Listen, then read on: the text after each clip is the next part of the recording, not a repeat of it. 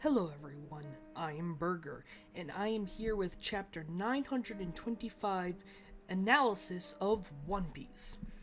And because manga panels are prohibited on YouTube, I'm instead going to be showing you pictures of adorable pugs that are nice and copyright safe.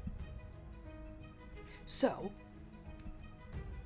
after reading this chapter, I have one thing to say.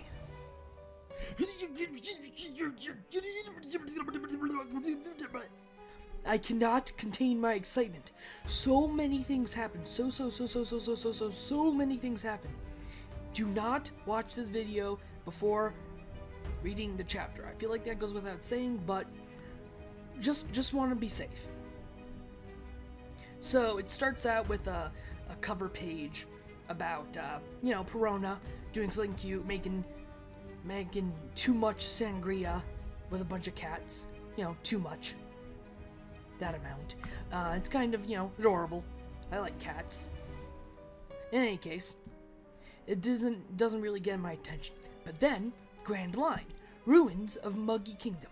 Just for the record, what I'm going to be doing here is just listing the events, because all of these things really need their own video now, don't they? In any case, ruins of Muggy Kingdom. I'm like, what? There actually is Perona. And she's reading an article about how Gecko Moria is alive and is leading a zombie invasion. Now the question is here, is this zombie invasion in the newspaper about what Gecko Moria does in this chapter? Or about something he does before this chapter, or even something he does after this chapter? There are so many possibilities. In any case, Perona and Mihawk say some nice things to each other, and then they're off. And but then Mihawk says something interesting, saying that an interesting topic was brought up at Reverie. Could this be the destruction of the warlord system, meaning that Mihawk is no longer a safe person to be around? Then, crazy stuff happening, Gecko Moria's reappearance. It seems like he's become much more self-sufficient and is demanding Teach to come out. Immediately, I became worried for Gecko Moria's life. Because, okay, let's be honest here. A lot of the villains in One Piece are evil, and there's even an argument to be made that Luffy's friends amongst the Straw Hat Grand Fleet, or even some of the Straw Hats themselves, are also evil. There's always an argument to be made. But some characters are certainly more evil than others, and I don't get the impression that Gecko Moria is super evil. He didn't want to hurt Luffy out of malice. He was just doing his job, collecting zombies. You don't really have a lot of options when your fruit involves hurting other people to make minions. I kinda like Gecko Moria. In any case, Gecko Moria is demanding Teach come out. Show yourself, Blackbeard. I'm concerned for him. Blackbeard will kill him. And then, it's clear that he came here to rescue Absalom, but it turns out he's too late. I also would like to quickly point out, Gecko Moria dodged Shiryu's attack. Just barely. Pretty impressive. Alright, I took a minute to help myself calm down and stop recording because I'm just so freaking excited about this chapter. So, in any case, all of Blackbeard's commanders start coming out, and they tell him that they murdered Absalom, and Shiryu ate Absalom's fruit. So either he ate Absalom's flesh via Mother Carmel, or he killed him, the fruit was reincarnated, and he ate the fruit. In any case, that's really exciting. And we get a bunch of information about some of the commanders. We get their titles, but not bounties. And we get their devil fruits. but once again, not bounties. And then a little bit of information about what this area that Blackbeard is in, is like. And it's supposed to be like a safe haven for pirates, but clearly Absalom just got killed here. So it's unclear what's going on. And then, big wide spread to see Blackbeard's big wide ass. Wide. And we get to see his bounty. This is the very first Yonko bounty we've seen. Besides, Luffy, who, the newspaper is calling the Fifth Emperor. 2.2 billion. I could make a video about that. Holy crap, I'm gonna make videos this week, that's for sure. I am motivated. In any case, back to Wano. We never find out who the person in the mask is, because I guess they gotta keep some things for next chapter, or the one after. And we see that, they're struggling to come to terms with Ashura Doji. But I'm pretty confident that they're going to get Ashura Doji. Ashura Doji. To join their cause. They're going to be able to. Because, I think Ashura Doji's pretty cool. He displayed some serious balls. What was it, last chapter or the chapter before? The chapter before. He showed some serious balls. That's for sure. He attacked Jack straight up, implying that they are around the same strength. And then, my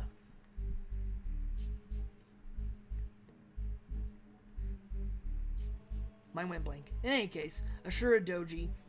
Oh, then he watched a fight between Kaido and Luffy. He watched a fight involving Kaido instead of running away, with his tail between his legs, like most people should. Tama's okay, and they're meeting with the Minks.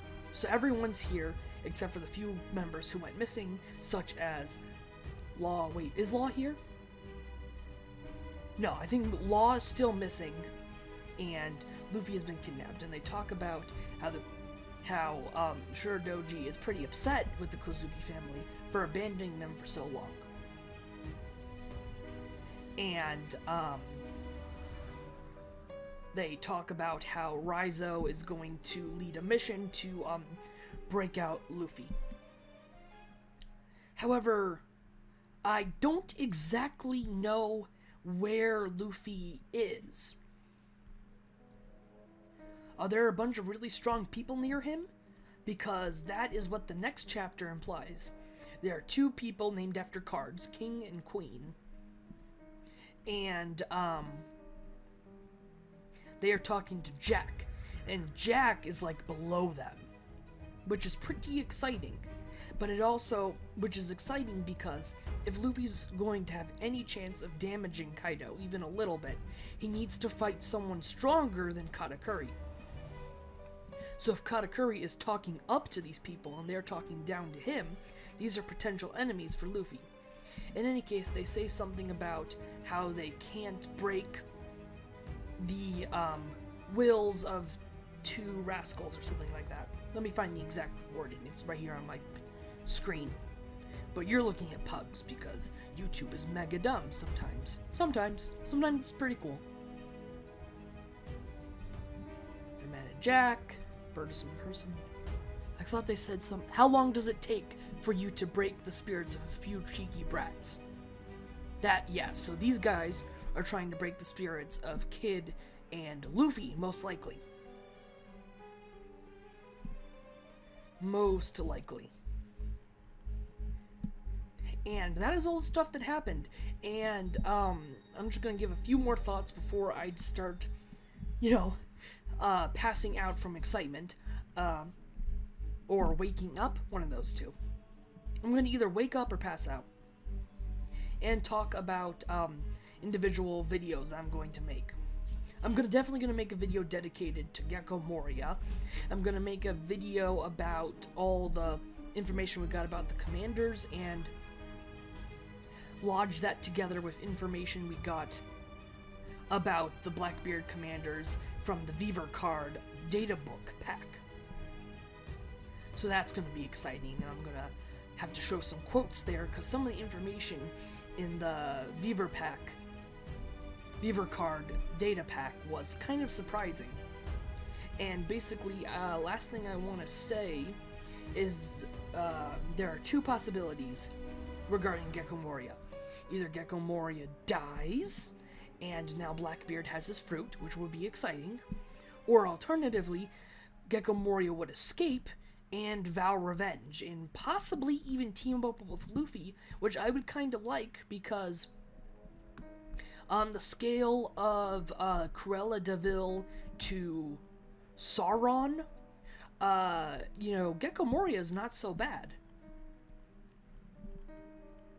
He's not such a bad guy compared to the other villains Luffy has fought. He was more just, using his powers semi-effectively by, kidnapping people and stealing their shadows.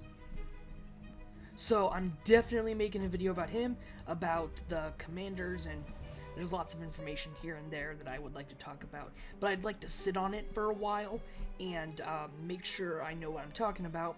And of course, the Mega Mac Daddy himself, Marshal D. Teach, Admiral of the Blackbeard Pirates and one of the Four Emperors. And lots of other stuff, like what the heck is going to happen in Wano, which we were given clues, and lots of other stuff. Like, this was an amazing hype chapter. Like, Blackbeard, he tends to give speeches about how great the manga is, and that's what he did this time. That's what he did. He gave a speech talking about how great the One Piece manga is. That's what happened. Man, I would love to show the images, but unfortunately, you get pugs, which is not a bad trade-off. It's just not a good one either, because I don't want to get, copyright striked. Although I'm not sure how much danger there is of that, as I get like 10 views on average per video. Like some videos I've made have over 1,000 views, while others have none. Straight up have none. Nobody has ever viewed them. Such as my Spore series, which I was really proud of at the time, but I don't think anybody ever viewed it. In any case, that's that. Wow, that is that. Holy crud. I'm just so excited. I know I'm repeating myself at this point, but really, I'm that excited. That's gonna be for today, everyone. Bye. Oh, wait. Let me hear your thoughts. Please tell me everything you thought of while reading this. I would be very interested to hear it. That's it for today, everyone. Bye.